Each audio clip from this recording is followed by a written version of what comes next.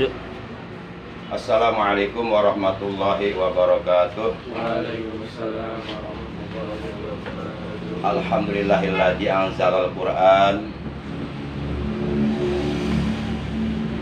fi syahri Ramadan. Asyhadu an la ilaha illallah al-malikul haqqul mubin wa asyhadu anna sayyidana Muhammadan abduhu wa rasuluh as-sadiqul wa'dul amin. Allahumma shalli wa sallim wa barik ala imamil muttaqin sayyidina Muhammadin wa ala alihi wa ashabihil mujahidin al-tahirin, amma ba'd.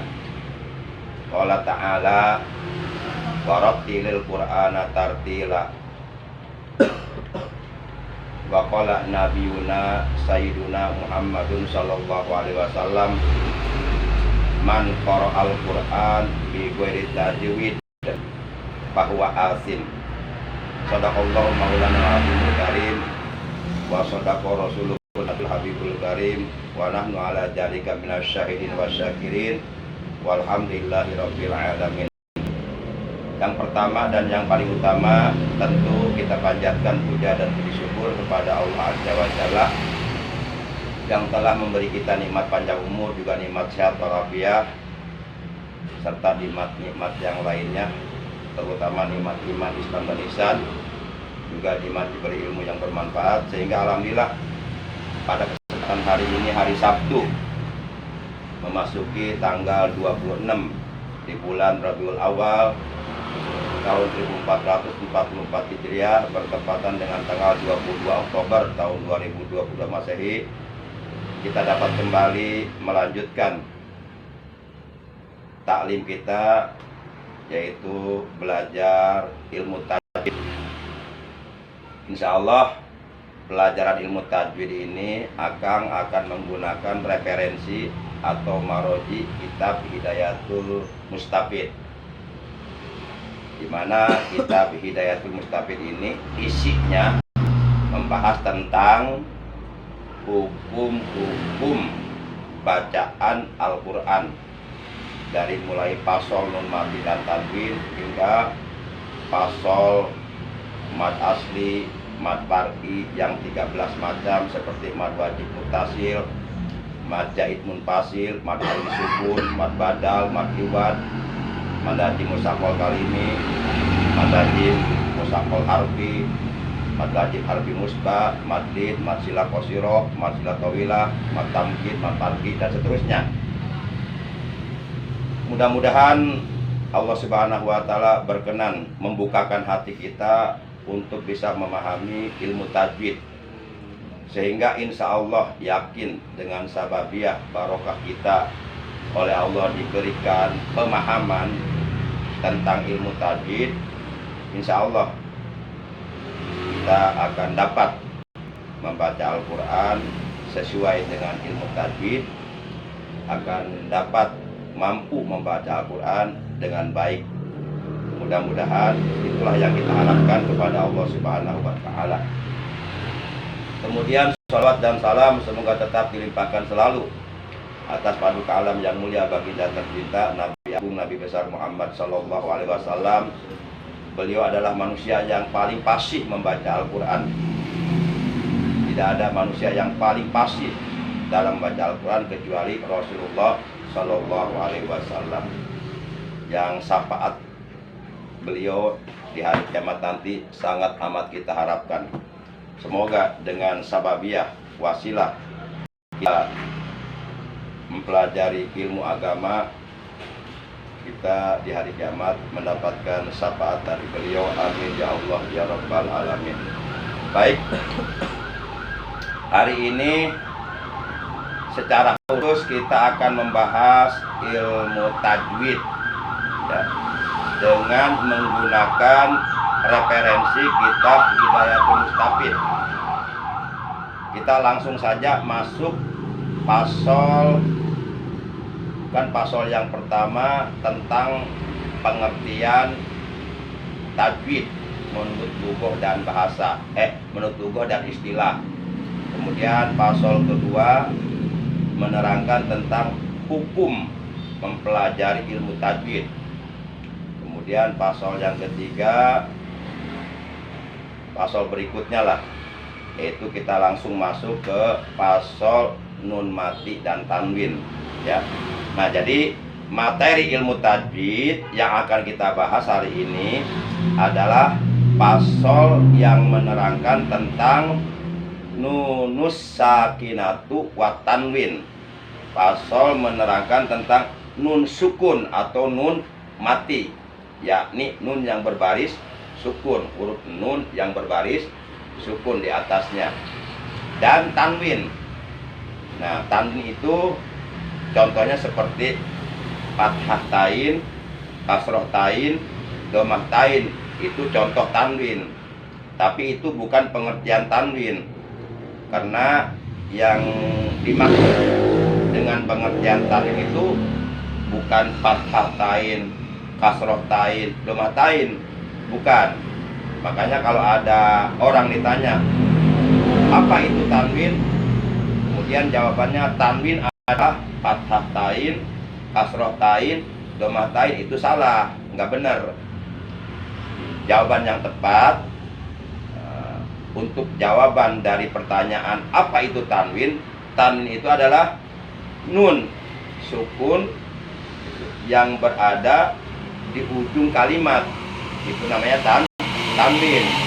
Contoh nih, contoh ba alif fathah ba, kemudian ba domah tain bun, ya kan, dibaca babun kan, ba alif fathah ba, ba domah tain bun, dibaca babun.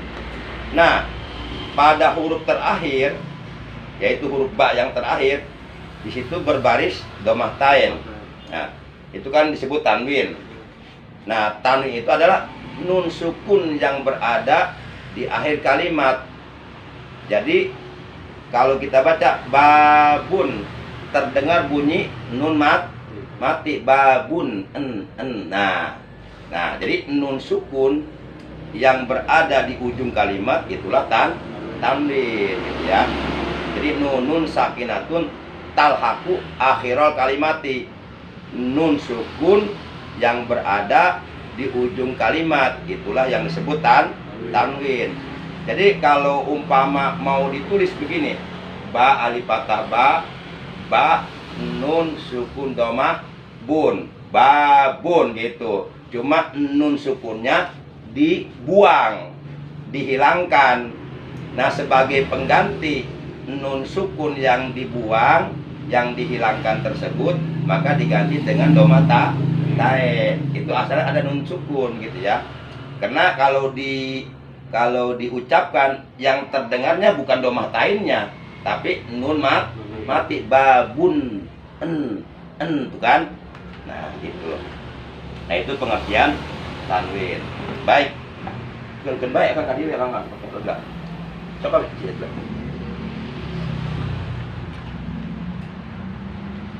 Sok. Karena ulah tegang ting sambil nyantai. Kadang-kadang gua ambil tegang ting kakak jadi kurang enak, enak. Jadi kurang bersahabat gitu nih.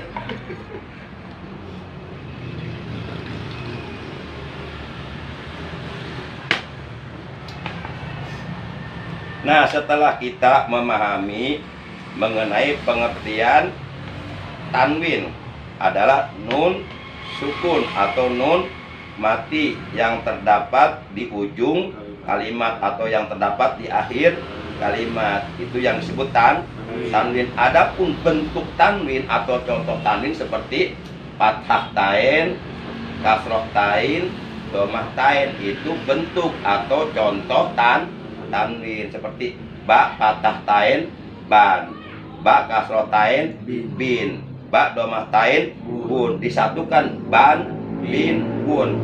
Ban yang terdengar nun sukun, ban kan, an kan, bin juga an nun sukun, bun juga an nun sukun gitu.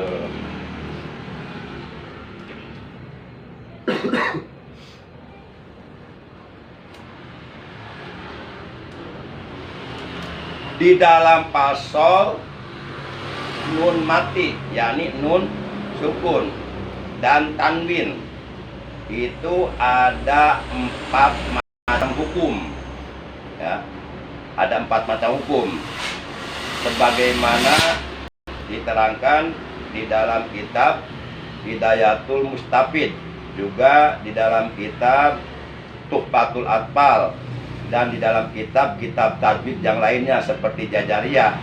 Diterangkan dalam sebuah kaidah, linuni intaskun walid tanwini arba'u akamin fahud tabayini.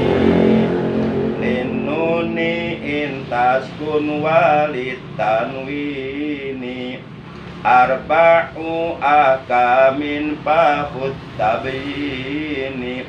Fal awwalul ijharu qabla ahrufin lil halki situn rutibat fal ta'rifi. Lil halki situn rutibat fal ta'rifi. Dan seterusnya lah, masih panjang ya, masih panjang. Jadi linuni bagi huruf nun, ya. Kalau mau itu logatnya dengan logat Indonesia. Kalau umpama mau menggunakan logat Sunda, linuni eta tetap pikeun huruf nun. Kalau Jawa, linuni ikut tetap kadue nun. Intaskun jikalau sukun ya si nun.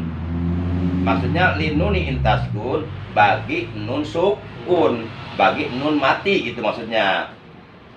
Walid tanwini dan bagi tanwin yang tadi itu fathatain, kasrotain, domah tain, itu contoh tanwin. Nah bagi nun mati atau nun sukun, yakni huruf nun yang berbaris sukun, yang bersakal sukun. Dan bagi tanwin arba'u ahkamin, itu ada 4 hukum. Bahut maka ambillah olehmu, kata pengarang kitab, tabyini akan penjelasanku, maksudnya pahamilah apa yang aku jelaskan kepada kamu, itu kata pengarang kitab. Jadi kita disuruh memahami penjelasan dari beliau. Kita mah tetap akan ge ilmu di beliau, akan hanya menyambung lidah gitu, menyampaikan saja. Ilmu nama teu aya Kang ge, ilmu tetap di para ulama gitu kan. Nah, apa saja yang 4 macam hukum tersebut? Pertama idhar, yang kedua idgham, yang ketiga iqlab, yang keempat ikhfa.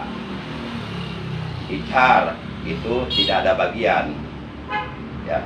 Kemudian yang kedua idgham, itu dibagi 2, ada idgham bi gunnah, ada idgham bila gunnah.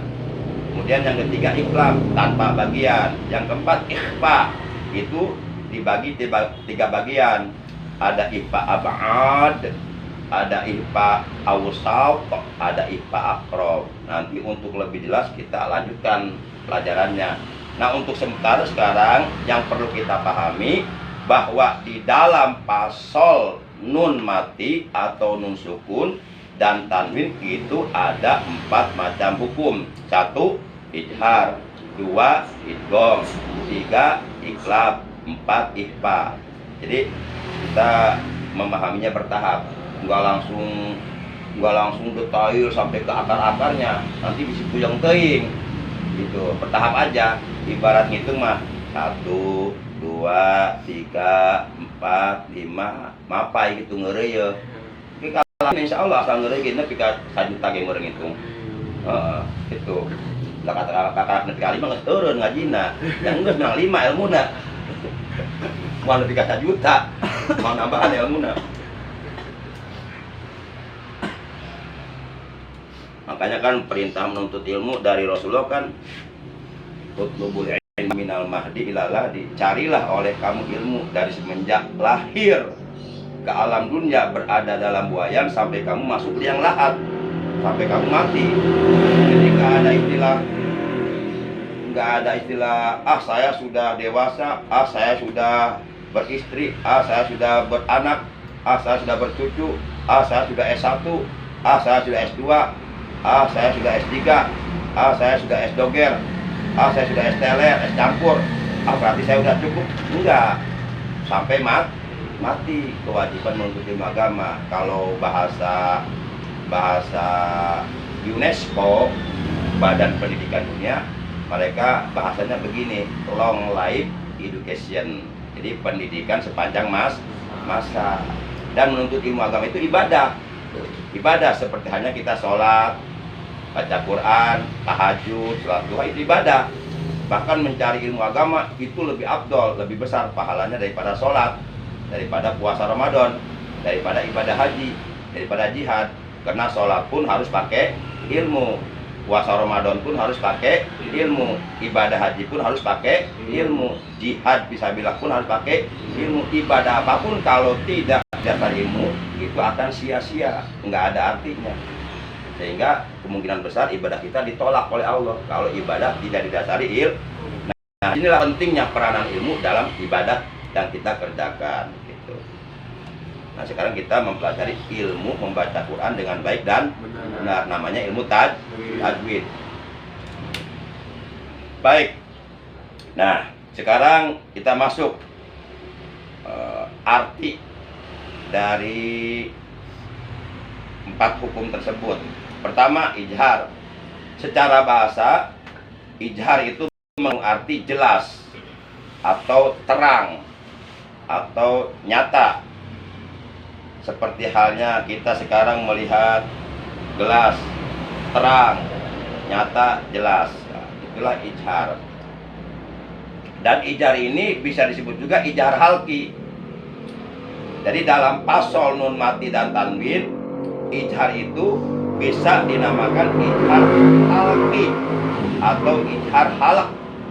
Kenapa bisa disebut ijhar halki?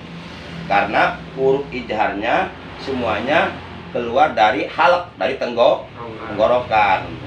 Kan huruf ijhar ada 6. Hamzah, ha, ain, ha, ghin, kha. Nah, ini 6-6-nya hamzah, ha, ain, ha, ghin, kha. Ini 6-6-nya berada di tenggorokan. Cuma yang 6 huruf ini dibagi 3. Yang 2 huruf adanya di pangkal tenggorokan atau tenggorokan bagian bawah, namanya adnal halak. Terus yang 2 huruf lagi adanya di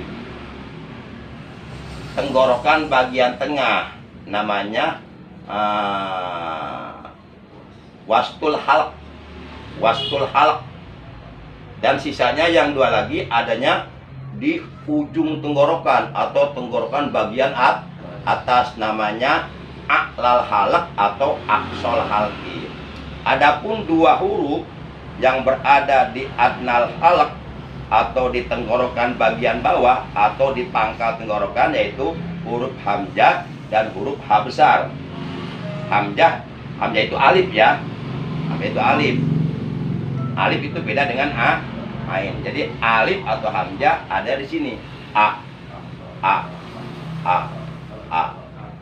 Nah, naik sedikit ke atas, berubah jadi a. Udah lain huruf udah. Ya.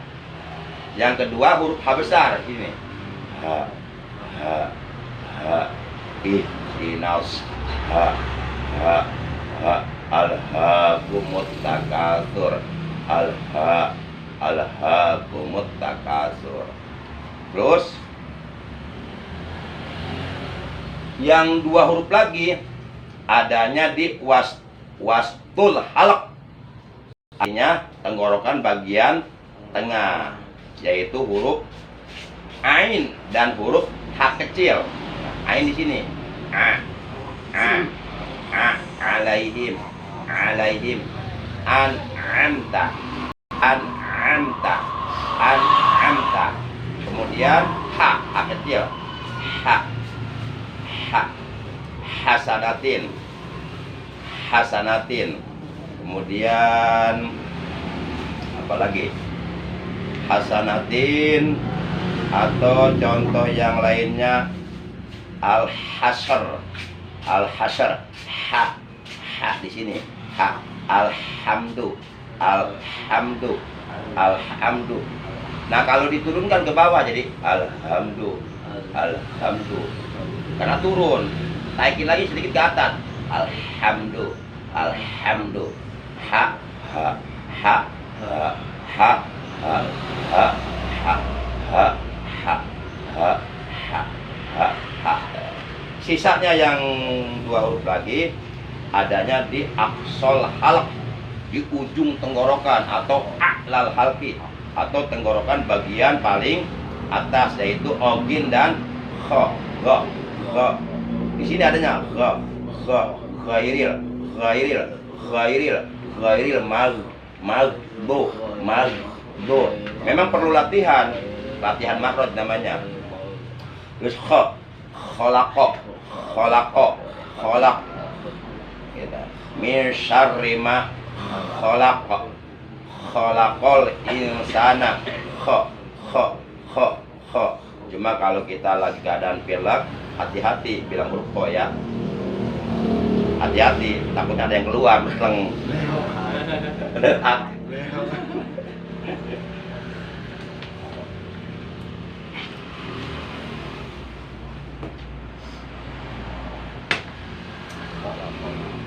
Itulah karenanya dalam pasal nun mati dan tanwin ijhar ini disebut ijhar halqi, karena huruf-hurufnya semuanya keluar dari tenggorokan, di mana huruf ijhar yang 6 tersebut dibagi 3 ya. Tuh, dibagi 3. Yang pertama hamzah dan ha, itu adanya di adnal halq, tenggorokan bagian bawah. Yang kedua ain dan ha, adanya di wastul halq, tenggorokan bagian tengah. Dan 2 lagi yaitu ghin dan kha, itu adanya di aqsal halqi, ujung tenggorokan, atau aqsal halqi, tenggorokan bagian atas. Nanti Akang juga penasaran gitu, ingin mengetahui apakah materi yang akan sampaikan barusan bisa dicerna dengan baik, bisa ditangkap dengan baik, bisa dia pahami dengan baik. Nah, maka untuk mengetahui ke arah sana berarti Akang perlu nanya. Namanya disebutnya post test namanya. Kalau dalam dunia pendidikan ada pre-test, ada post test, ada evaluasi gitu kan. Gitu. Karena Akang memang kalau ngajar memang pakna. Yang lulusan PGA, pendidikan guru agama Bogor, memang pakna gitu. Ya karena hukum Akang pakna. Ya memang kuliah fakultas hukum, jurusan pidana perdata Islam, dihafal tentang hukum Akang gitu. Ya terutama hukum poligami. Bukan ini sih. Buang dulu nak.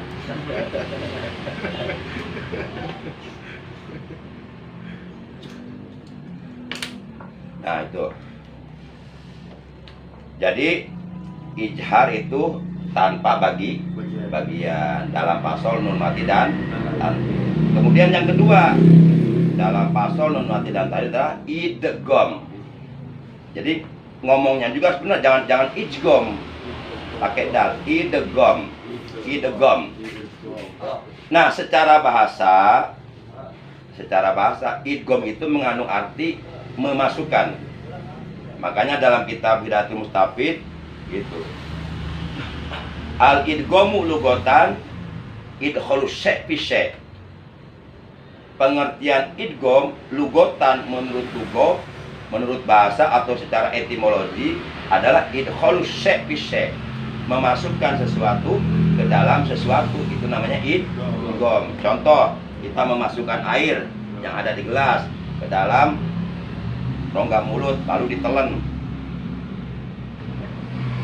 Nah, itu namanya idgham, tapi secara bahasa. Tapi kalau secara ilmu tajwid, idgham itu adalah memasukkan nun mati atau tanwin ke dalam salah satu huruf idgham yang 6 gitu. Huruf idgham ada 6. Pertama ya, kedua ro, ketiga mim, keempat lam, kelima waw, keenam nun. Disingkat yarmaluna. Nah, cuma huruf idgham yang 6 yang disingkat yarmaluna, ya, ro, mim, lam, waw, no, itu dibagi dua. Yang 4 huruf yaitu iya, nun, mim, waw disingkat yanmu, itu untuk huruf idgham biguna. Sisanya yang 2 yaitu lam dan ro itu untuk huruf idgham bila guna gitu. Nanti untuk lebih jelasnya nanti gampang lah kita, jadi istilahnya orang belajarnya ngereya lagi nya sakadik lah, entah langsung ngarau kusiku nggak bisa ngarau kusiku nggak bisa mau bebenangan ini ngereya ke hiji ta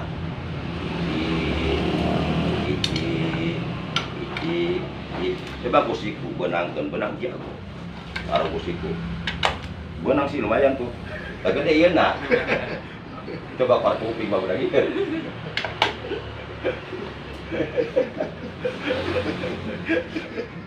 Coba pasir ke, mah berani pasir. Tapi kalau kan itu, ulang arah kursi kula. Neng udah mandi ya? Iya. Neng udah mandi. Mau dulu atuh. Oh, jangan aja. Nggak boleh. Ntar rubuh, nggak boleh. Udah main sana main sama teteh. Tuh jangan ini lagi. Jangan. Ca, udah belum, Ca? Dan ini mana sama teteh? Main sama teteh. Main sama teteh.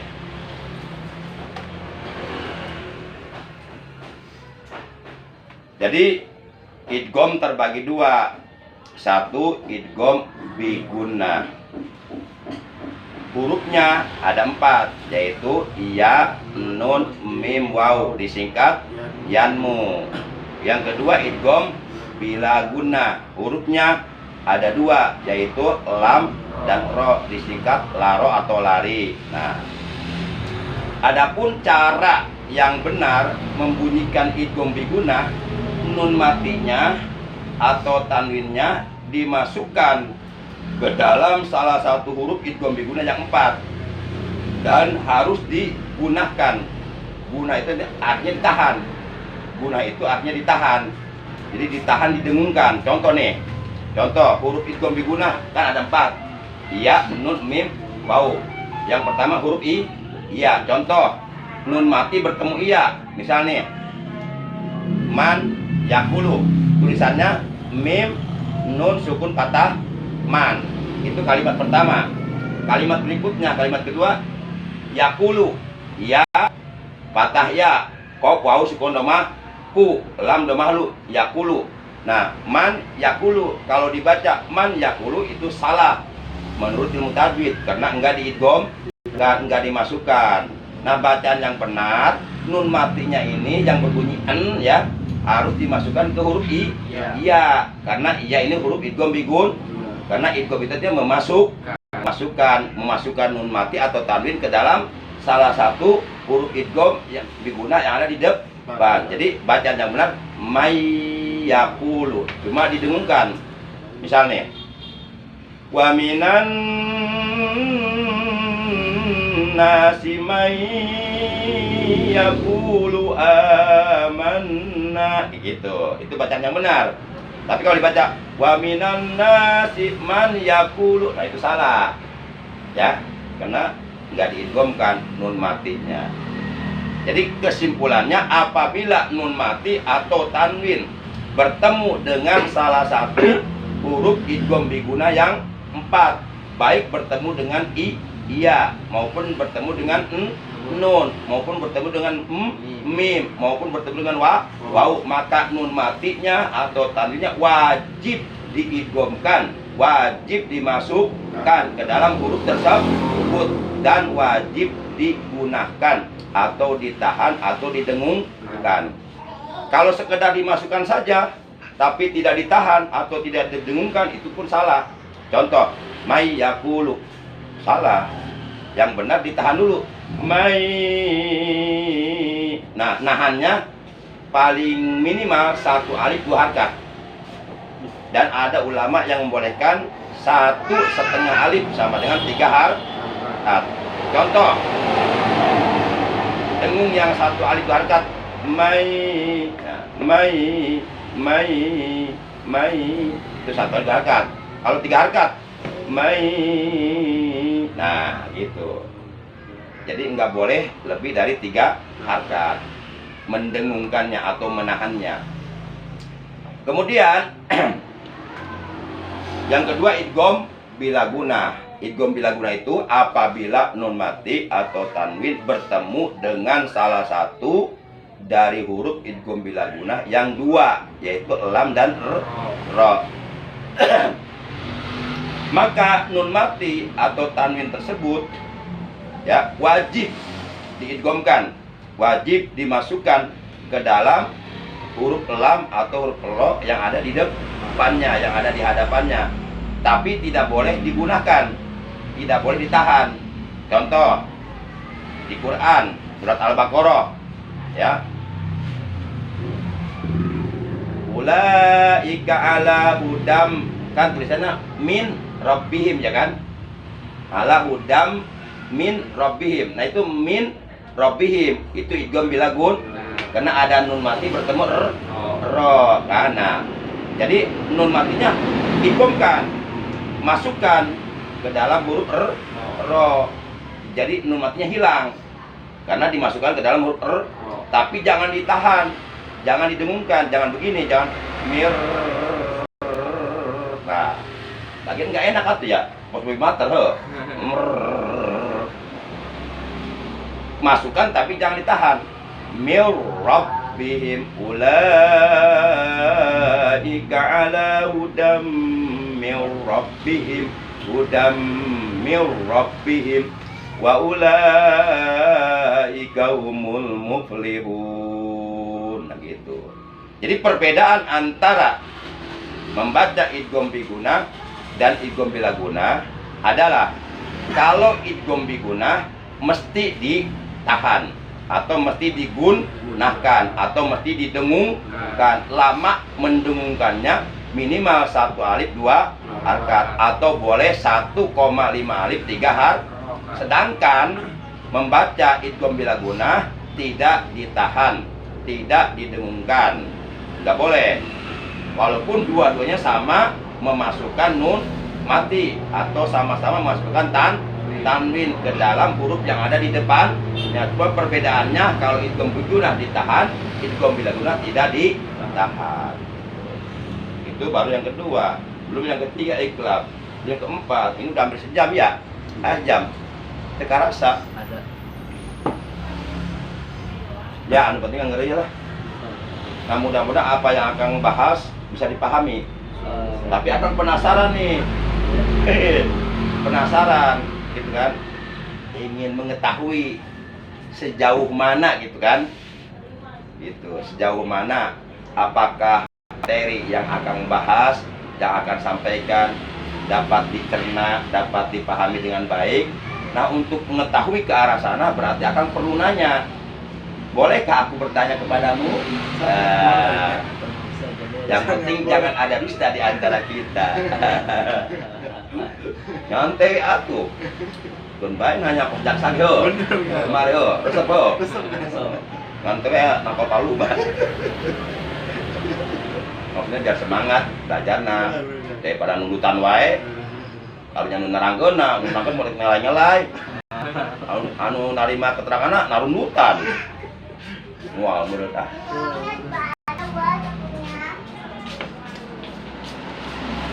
Nah kira-kira kalau memang boleh akan bertanya, kira-kira siap nggak ditanya ya? Siap. Ya pertanyaannya sekitar materi yang tadi disampaikan, nggak keluar dari itu enggak. Dan nanti akan bisa mengetahui, oh si ini cerdas, oh ini dah tangkapnya cepat, oh ini agak lambat sedikit, ketahuan nanti, ketahuan. Atau boleh jadi ini sebenarnya cerdas, dan tangkapnya sebenarnya fokus magnet. Tapi oleh karena nggak memperhatikan, nah nggak masuk, gitu. Baik ya. Jadi sementara materi mutahadid ya cukup dulu ya, belum bisa dilanjutkan karena takut kebanyakan. cilir gitu. Utangan. Ciutang, kayak ongkek deh gitu. Keluar deh gitu. Ijhar. Oh. Bapak penting udah. Dah, ngereyo. Yang penting istiqomah, al-istiqomah khairun min alfi karomah. Istiqomah itu nilainya jauh lebih baik daripada 1000 karomah. 1000 kemuliaan. 1000 kemuliaan akan Allah berikan kepada hamba-hambanya yang istiqomah. Baik istiqomah dalam beribadah maupun istiqomah dalam menuntut ilmu. Intinya istiqomah dalam mengerjakan kebaikan yang diridhoi oleh Allah. Kan kebaikan itu banyak. Kalau mereka itu maka itu kebaikan. Ya, nggak usah ngaji lah. Kita tersenyum pada tamu itu udah kebaikan. Udah sodako nilainya. Tabassumuka li akhika sodako. Senyummu untuk saudaramu sodako. Tiba-tiba nanya, Pak Ustadz, bagaimana kalau senyumku untuk janda sebelah sodako bukan? Itu senyummu untuk janda sebelah itu godaanmu, rayuanmu.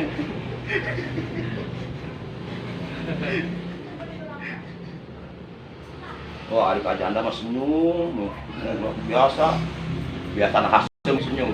Kapal bah ini bentuk. Padahal janda-janda ini. Oh, kapal bah pengemis bentuk, manyu deh, dasin bumi merah itu, licik banget. Keadil dah. Baik, kita mulai ya. Baik. Dalam pasal nun mati atau nun sukun dan tanwin.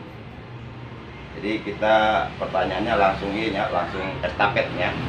Jadi enggak satu hukum enggak dijawab tuntas oleh A atau B enggak ya, tapi langsung estafet ya. Estafet rolling gitu, estafet rolling lah. Dalam pasal nun mati atau tanwin ada berapa hukum? Dalam pasal nun mati dan tanwin ada berapa hukum? 4. Sebutkan. Yang pertama. Yang kedua. Kelewat. Yang kedua. Idgham ya. Idgham.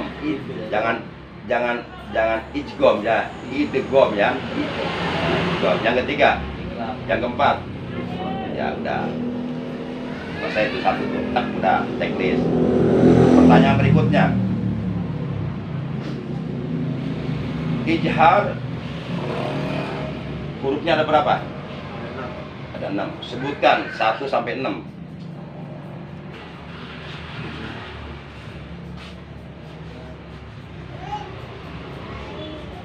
Udah. Lempar. Sebutkan 1 sampai 6 huruf ijhar. Hamzah, ha, ain, ha, aghin, kha. Hamzah, ha, ain, ha, aghin, kha. Ya. Huruf ijhar yang 6 dikumpulkan dalam kalimat apa? Tadi kita bahas ya, jangan hafalin. Huruf ijhar, itu yang itu apa tuh? Huruf ijhar yang 6 dikumpulkan dalam kalimat apa?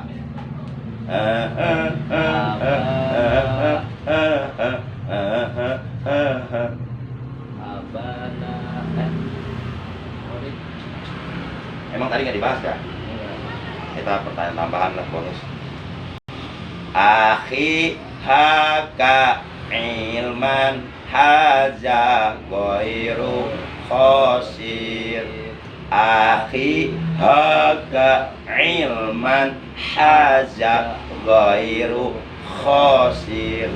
Akhi haka ilman haza ghairu khosir. Akhi haka ilman haza ghairu khosir.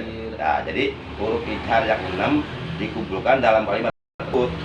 Tapi yang menjadi huruf ijharnya yaitu huruf yang pertama pada setiap kalimat. Contoh akhi, huruf pertamanya hamzah. Haka, huruf pertamanya ha. Ilman, huruf pertamanya ain. Haza, huruf pertamanya ha kecil. Ghairu huruf pertamanya Ogin. Khosir huruf pertamanya Hamzah, Ain, Ha, Ogin. Dikumpulkan dalam kalimat bareng-bareng. Akhi haka ilman haza ghairu khosir. Akhi haka ilman haza ghairu khosir. Tarik. Akhi haka ilman haza ghairu khosir. Akhi haka ilman haza ghairu khosir. Akhi haka ilman haza ghairu khosir. Coba jawab bareng-bareng. Akhi, mana huruf ijharnya? Akhi. Yang diambil huruf yang pertama ya. Huruf ijharnya berada pada huruf pertama pada setiap kalimat. Ya. Akhi, mana huruf ijharnya? Hamzah ya. Hamzah. Haka. Ya, ha besar ya. Ilman. Ain. Haza. Ha kecil. Ghairu. Ogin. Khosir. Hamzah, ha, ain, ha, ogin. Itulah huruf ijhar. Nah, kita kembali ke sini berarti ya. Huruf ijhar yang 6, hamzah, ha, ain, ha, ogin, kho ya. Yang dikumpulkan dalam kalimat akhi haka ilman haja ghairu khosir. Nah, huruf ijhar yang 6 itu semuanya berada di mana? Semuanya. Jangan dulu dirinci. Semuanya berada di mana?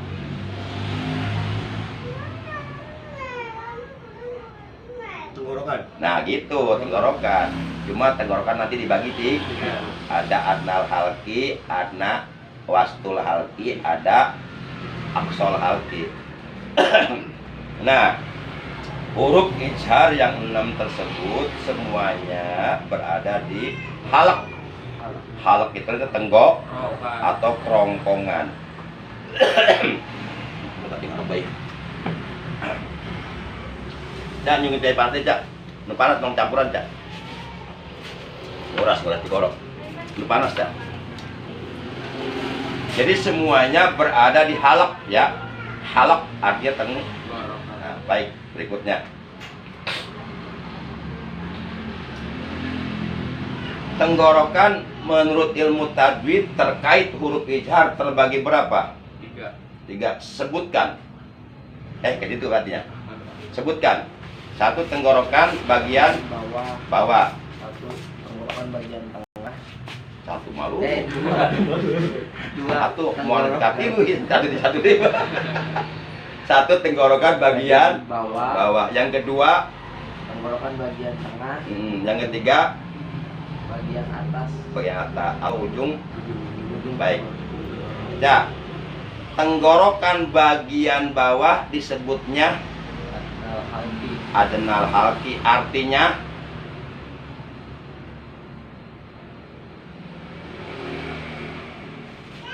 paling bawah. iya, tenggorokan bagian bawah disebutnya adnal halki. Adnal halki artinya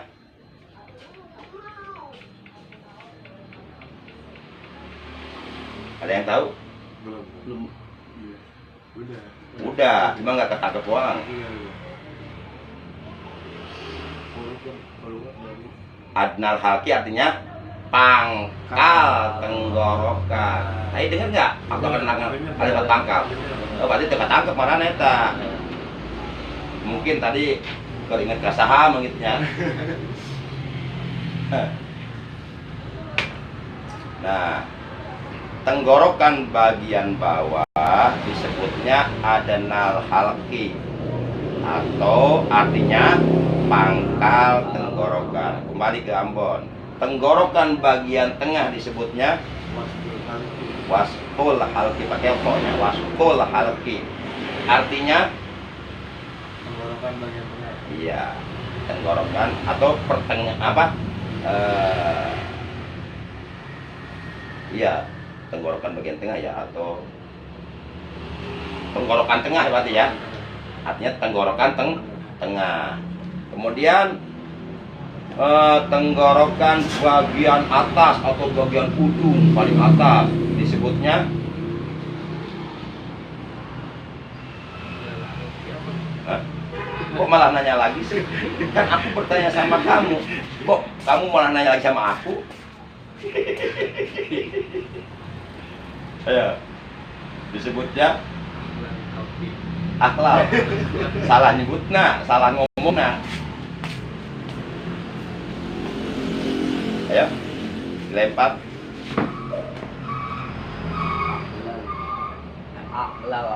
Aklal ya.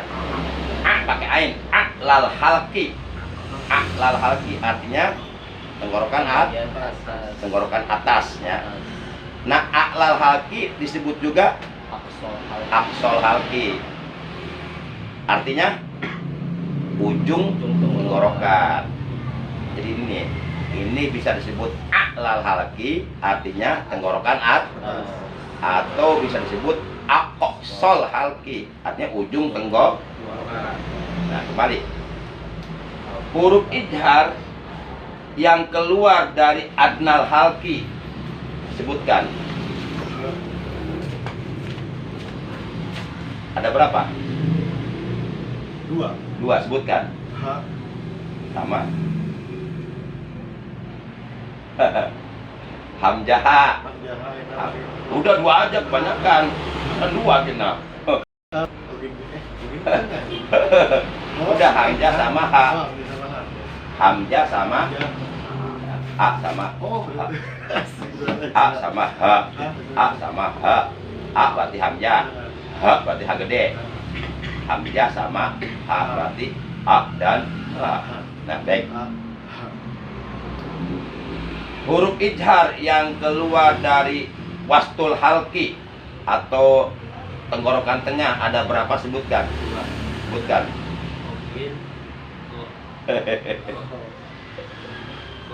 Ah, salah teta. Hah? A kecil sama go. Go. Salah teta. Apa teta salah? Tahu nggak kalau itu salah? Nggak tahu. Ya karena nggak tahu. Kenapa nggak tahu? Ya karena nggak tahu. Bagaimana aku tahu? Karena nggak tahu. Aku nggak tahu. Ya jawabannya nggak tahu. Jadi huruf ijhar yang keluar dari wastul halki atau dari tengah tenggorokan tengah yaitu dua, ya. Ain sama ha. Ain sama ha kecil. Ha. Ya. Jangan sampai lupa tuh. Itu semua udah dibahas semua ya. Baik. Huruf ijhar yang keluar dari aqsal halki atau ujung tenggorokan atau aklal halki atau tenggorokan bagian atas. Ada berapa? Sebutkan. Dua. Ya, gitu. Oke, sama. Coba ikuti mahrojnya. Pertama hamzah sama ha ya. Sini nih. Coba pegang ini, pegang. Pegang ini. Nih. Pangkal tenggorokan bagian bawah banget, dasarnya. A.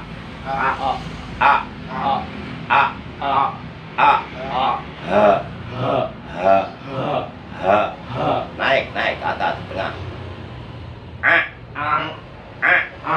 Tadi kalau bukur dah. Coba deh gitu sih.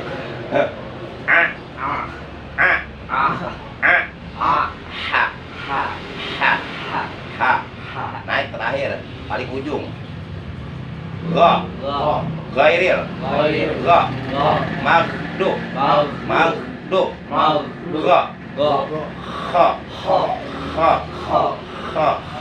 Iya. Baik. Masih ada tanya. Oh iya, tadi pembahasan sampai naon? Sampai idgomnya. Baik. Sebelum masuk pertanyaan tentang idgom, masih di sekitar ijhar. Jadi apabila nun mati atau tanwin bertemu dengan salah satu huruf dari huruf ijhar yang 6, maka hukumnya adalah ijhar halqi. Coba satu aja, beri contoh bacaan ijhar halqi, satu aja. Bebas, mau nun mati bertemu hamzah ke, bertemu ha ke, bertemu ain ke, bertemu kecil ke, bertemu ogin ke, bertemu kho ke, bebas, satu aja contoh ijhar halqi. Nah, ayo bebas. Ya, itu. Kok kamu malu-malu?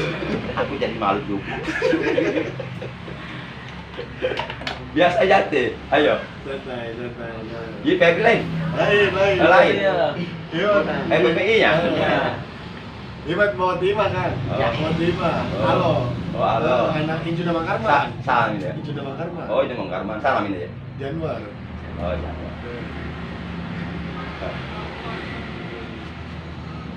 Ayo satu aja, satu. Terserah. Nun matinya atau tannya bertemu hamzah ke, ha ke, ain ke, ha kecil ke, ogin ke, ho, bebas aja. Ulang gitu. Ayo Febri. An-amta. Om. An-amta. An-anya. Nah, betul. Tapi itu dalam satu kalimat. Contoh ijhar halqi dalam satu kalimat. An-amta. Nah, yang menjadi contoh banget adalah an-a. Kenapa itu an-a hukumnya ijhar halqi? An-a. Karena nun mati bertemu dengan ain. Nah, gitu. Karena nun mati bertemu dengan Ain. baik di sini. Kenapa nun mati bertemu dengan ain dinamakan ijhar halqi? Karena ain termasuk Nah, betul. ijhar halqi. Nah, karena ain termasuk huruf ijhar halqi. Termasuk huruf 6. Ya, termasuk salah satu dari huruf ijhar halqi yang jumlahnya 6. Sekarang coba cara membaca ijhar halqi yang benar seperti apa? Coba ungkapkan, ceritakan. Ya diajak ngomong. Bikin kayak jadi guru kayak ngomong. Mungkin masa jadi guru bisa ngomong. Mah nerangkeun kayak kamu murid. Pak, ada ngomong naon, Pak? Geula naon. Ayo. Jelas. Coba jelaskan atau ungkapkan atau ceritakan bagaimana cara membaca ijhar halqi yang benar menurut tajwid. Tadi contohnya sudah. Nah, kita mau contohnya. Ini diajak ngomong ayo. Hari ngobrol biasa kan ya? Biasa kan, bener. Iya, diajak ngomongkan ilmu. Bener kan, bener. Hari ngobrol biasa tuh pepagan dia tuh pinter tuh. Ya coba ya dua bica. Tapi tolong diaduk ya.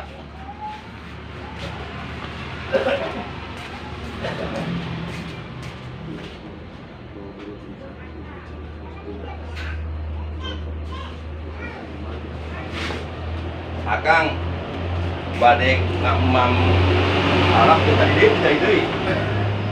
Oh. Kakak kayak ngamam aya tamu tuh jadi deui wae. Tah ayeuna maksakkeun ya. Sambil ya kan. Bisi burukan teh soalna. Di kemarin kan ieu bade ngamam tuh jadi malulu. Bade ngamam aya tamu deui, aya tamu deui. Sok bisa yang motor. Ayo dilempar Febri. Coba ungkapkan atau jelaskanlah bagaimana cara membunyikan atau cara membaca ijhar halqi yang benar menurut tajwid.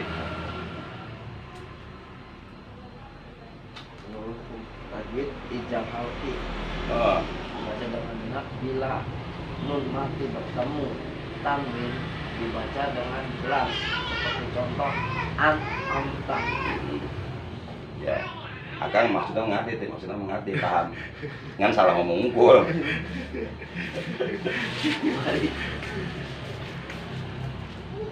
Jadi, coba kita barangkali kita bisa. Coba jelaskan atau ungkapkan cara membunyikan atau membaca ijhar halqi yang benar menurut ilmu tajwid. Jelaskan bagaimana. Contohnya tentunya. Contoh tadi an-a. An-a. Orang tinggal nying kata-kata unggul. Sesuai pemahaman orang enak. Nak otak orang. Jadi membacanya jelas. Apabila itu. Membacanya jelas. Kalau jelas teh naon eta? Aina itu apa nunnya?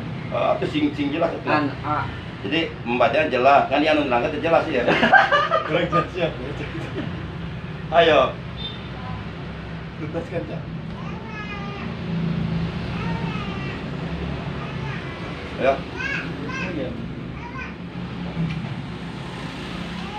Cara membunyikan atau membaca ijhar halqi yang benar menurut ilmu tajwid adalah nun matinya atau tanwinnya mesti dibaca jelas berbunyi en dan tidak boleh digunakan atau tidak boleh ditahan atau didengungkan. Contoh an-a itu udah benar, udah benar. An-a udah benar. Nah, tapi kalau umpama nun matinya dibaca tidak jelas, tidak berbunyi en, misalnya dibaca abstrak, dibaca samar, dibaca ihfa seperti udah salah. Atau ditahan, nun matinya jelas tapi tahan, salah juga. Ya, itulah cara membaca ijhar halqi yang benar menurut ilmu tajwid, yaitu nun matinya atau tanwinnya mesti dibaca jelas berbunyi an a jelas gitu, an a, dan tidak boleh ditahan atau didengungkan atau disamarkan, nggak boleh. Itu bang ngomong itu kok, Cak. Iya, susah. Jadi ulah kata praktek bisa tapi teori ente. Akhirnya tuh bisa ngelangi ke batu depan. Tapi dia mantap. Dia ajar berbicara kan. Betul. Ini sebenarnya ini kita semata-mata ngajar tajwid. Juga ini ada hikmah lain. Dia ajar pede. Diajar pede. Sebenarnya diajar jadi guru sih sebenarnya. Seger anak lah. Minimal ke anak apa majikan. Kan seorang suami itu kepala rumah tangga, tanggung jawab dunia akhirat.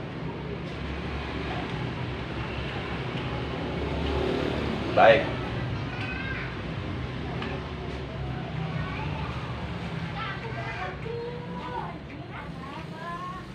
Sekarang masuk ke idgham ya. Tadi karena kita membahas dua hukum kan. Nah baik. Hukum yang kedua dalam pasal nun mati dan tanwin adalah hukum idgham. Baik, secara bahasa idgham artinya dimasukkan apa? Memasukkan barang. Barang saya. Iya sih. Secara hukum tajwid aja. Masukkan nun mati ke dalam huruf idgham.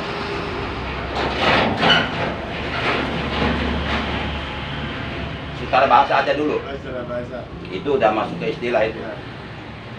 Secara bahasa memasukkan air ke dalam gelas. Atau contoh tadi. Kata darah udah. Akangnya maksudnya paham ngerti. Ngan ngomong jangan bener. Belajar ngomong. Secara bahasa.